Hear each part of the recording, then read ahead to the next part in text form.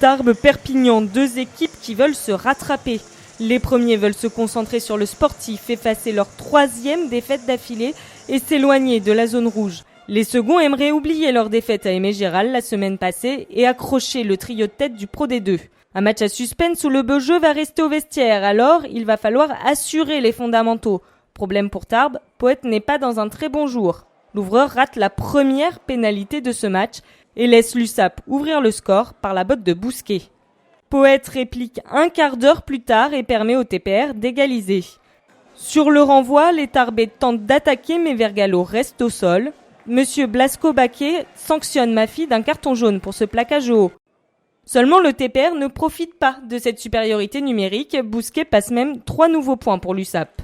Après un énième en avant, une énième mêlée écroulée, l'arbitre sévit, Yon côté Perpignan et Schuster pour Tarbes écopent chacun d'un carton jaune. À 14 contre 13, le TPR égalise grâce à Poète. Le match ne décolle toujours pas et il faut attendre la sirène pour enfin voir un essai. C'est la 14e mêlée de cette première période, la 3e à 5 mètres de l'embut catalan et le pack perpignanais reste indiscipliné, bousculé. Monsieur Blasco-Baquet accorde finalement un essai de pénalité. Poète transforme sans problème et le TPR rentre au vestiaire avec 7 points d'avance. L'USAP apparaît sans solution face à ces Tarbais très combatifs, les maladresses sont nombreuses et les mêlées chaotiques. À la reprise, les Catalans ne proposent pourtant pas plus de jeu, mais recollent au score grâce à la botte de Bousquet. C'est bientôt l'heure de jeu et les mêlées continuent de s'enchaîner.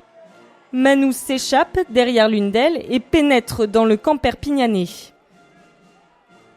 Vergalo transmet alors à Smith, son arrière choisit le jeu au pied et sans doute pour la première fois de ce match, sa chandelle est très efficace.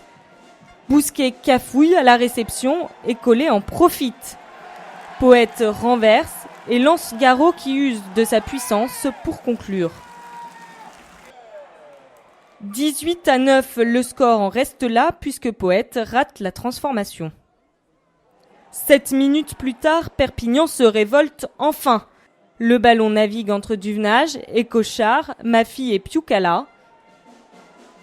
L'USAP enchaîne un peu avec ses avants avant d'écarter. Maffi va servir Pujol qui efface la défense tarbaise et marque le premier et le seul essai des 100 et or de cette partie. Écochard ne tremble pas et permet à son équipe de revenir à 2 points du TPR. Il reste alors moins d'un quart d'heure à jouer. À 4 minutes du coup de sifflet final, Écochard a la balle de match, celle qui permettrait à l'USAP de remporter sa première victoire à Maurice Trélu. Ça passe à côté. 18-16, Perpignan signe là sa 3e défaite consécutive. Tarbes peut un peu souffler et à l'issue de cette journée laisse la zone rouge à 4 points.